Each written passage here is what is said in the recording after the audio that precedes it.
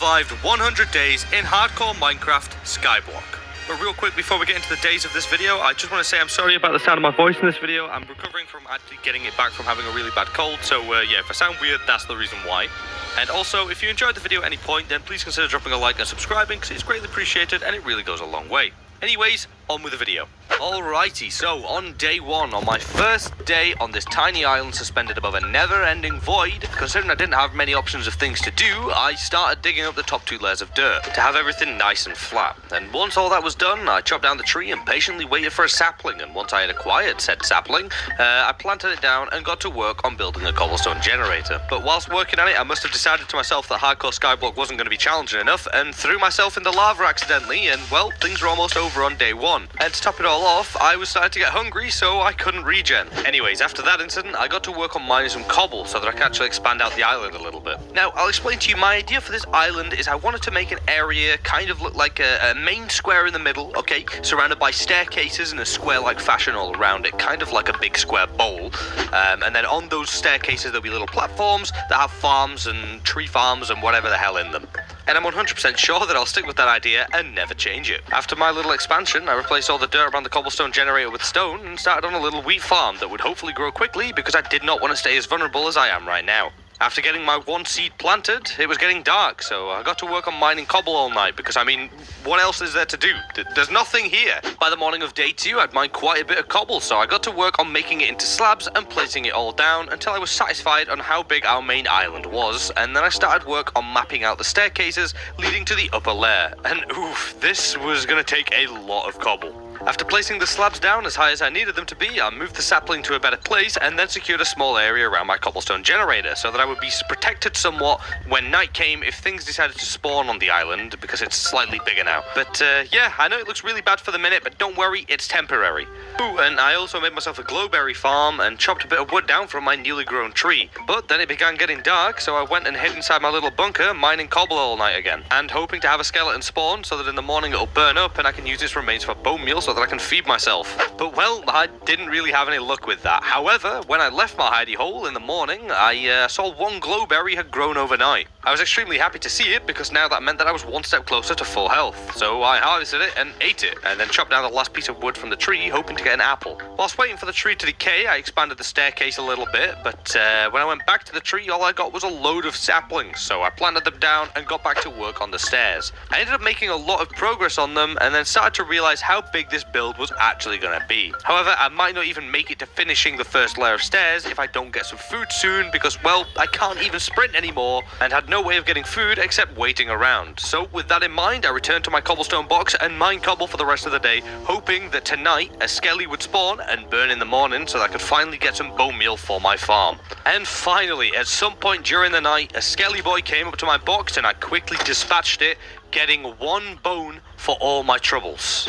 On the morning of day 4, I cautiously left my house to find an enderman, a spider, and the remains of 2 skellies. Now I had 3 bones that I made into bone meal and used on the farm. After growing some crops, I went out and made myself an infinite water source because I could, and they're very useful. Anyways, after that, I went and made my wheat into bread and ate it, but I was still a little bit off of healing, so I also chopped down a tree in hopes of apples. And finished off the first layer of the staircase, and I'm not gonna lie, it was looking pretty good so far. After the layer was done, I made a furnace and smelted down some wood that I could use to make some torches to help the tree grow at night.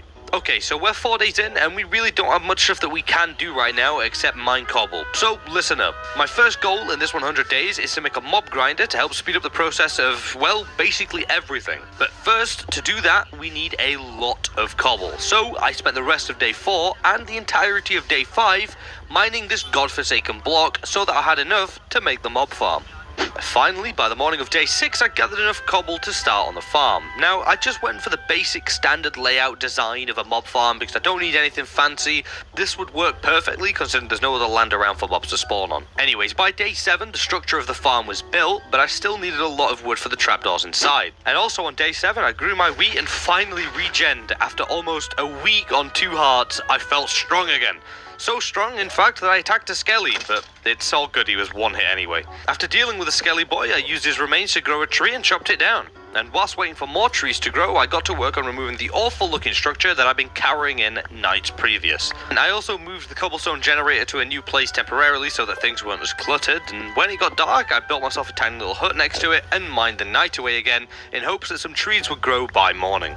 And on the morning of day 8, no trees had grown. Even after I killed a skelly and got 6 bone meal, still no trees. And then, to top it all off, I went to try and go up my mob spawner and ended up breaking half my farm.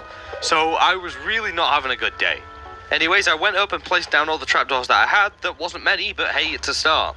I also went and placed water in all the spaces that push mobs down, but ended up messing up and waterlogging a slab that then caused my farm to be ruined again. So I decided enough was enough. I went down and removed all of the dirt so that I could make a better little farm without losing my crops every 2 seconds. And now, yet again, I know this looks bad, don't worry, it's temporary until I can expand some more, but to do that I kind of need wood, but I'm using wood for trapdoors and I barely have any wood in the first place. You see the dilemma here. Also, a tree grew and I ended up with 8 more trapdoors, so that was pretty good. I then went round and planted a few more saplings because this wood thing was taking way too long. I then decided to spend the night in my little hut just AFK because I really didn't feel like mining any more cobble right now, and I really just wanted these saplings to grow.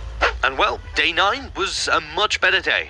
There was immediately already 1 tree grown, so I chopped that down and made it into trapdoors, and then decided to go around scavenging the sides of my island to see if any bones had been dropped. There wasn't any, so I decided to head up and place my trapdoors, and by the time I came back down, there was another fully grown tree for me. I really think that my luck's starting to come back here. Anyways, I chopped the tree down and decided to work on the second layer of staircase whilst waiting for more trees to grow. And sure enough, after doing the staircase for a little while, 2 more trees had grown. That I then promptly chopped down, and now we only need 14 more trapdoors. After a while of waiting around for more trees to grow, I decided to make myself a fishing rod, but I don't really think I had a big enough body of water to catch anything, so I kind of just put it in the chest to use later. And then I realized that there was 4 more islands surrounding my main island. There was one with a jungle tree on, there was one with a spruce tree, there was a mushroom one, and I think there was a swampy one, but I couldn't really make it out. Anyways, I decided that I'd start a bridge over to the swampy one first thing in the morning, so I spent all night mining again. And in the morning, I set out carefully bridging my way over the never-ending void to our first new island. And well, when I got over there, it really didn't have anything. In fact, the only things that I didn't have that were on this island were vines and lily pads, so not really anything I need right now, so that was kind of disappointing. Anyways, I returned back to my island and grabbed the last pieces of wood that I needed to make the final trapdoors for the mob farm, and boom!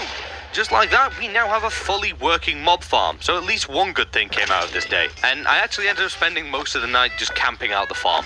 On the morning of day 11, I tended to my farm, made myself some food, and then went around chopping down all the trees so that I could start work on the second layer of our island right here. Oh, and I also took a couple swings at the mob farm because why not? Anyways, I worked on building out the island for the rest of the day, so while this cinematic shot is playing, let me tell you my plan for this first wooden layer.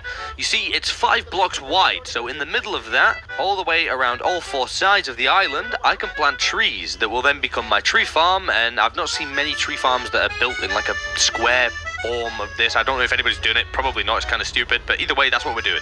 But yeah, that's my plan for the second layer, and then the third layer will have something else on it. I'm not too sure what it is yet, but anyways, after burning through all my wood, I spent most of the night growing and chopping trees so that I could finish the expansion tomorrow.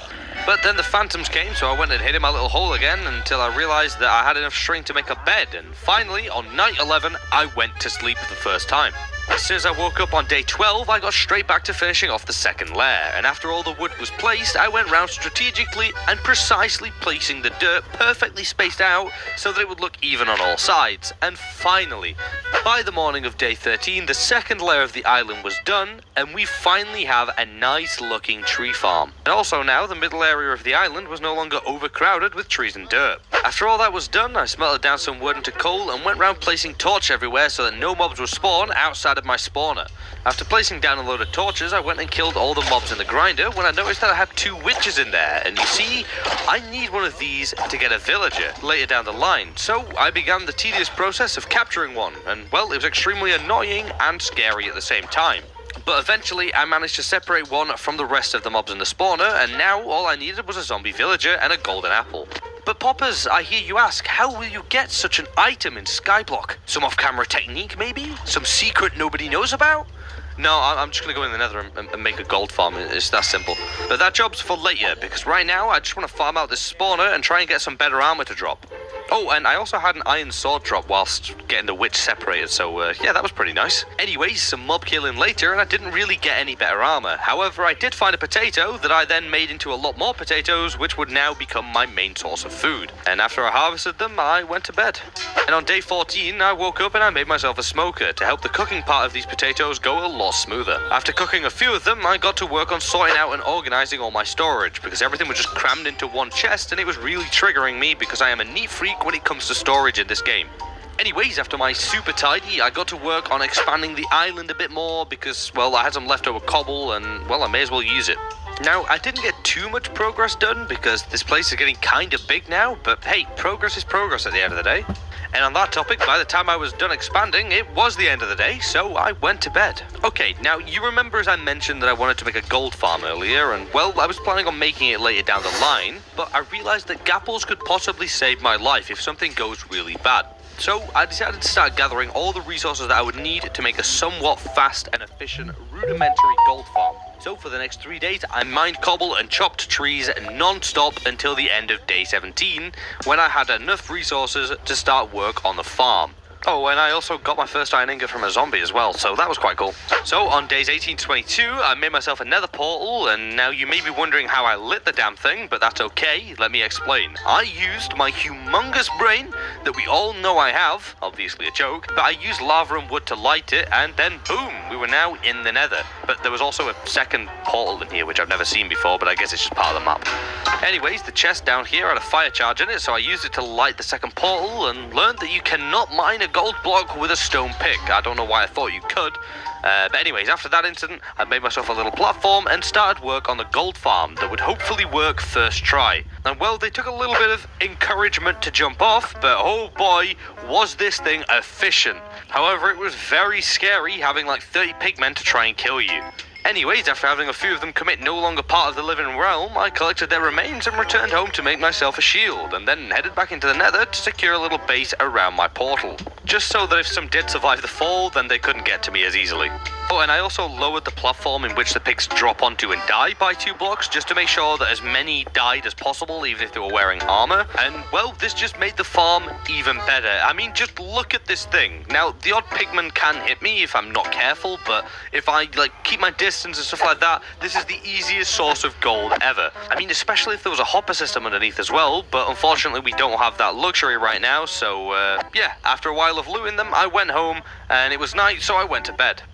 And on day 23, I woke up feeling very, very good about things. I mean, we now had a mob farm and a gold farm, and it felt pretty good to finally start getting some good materials.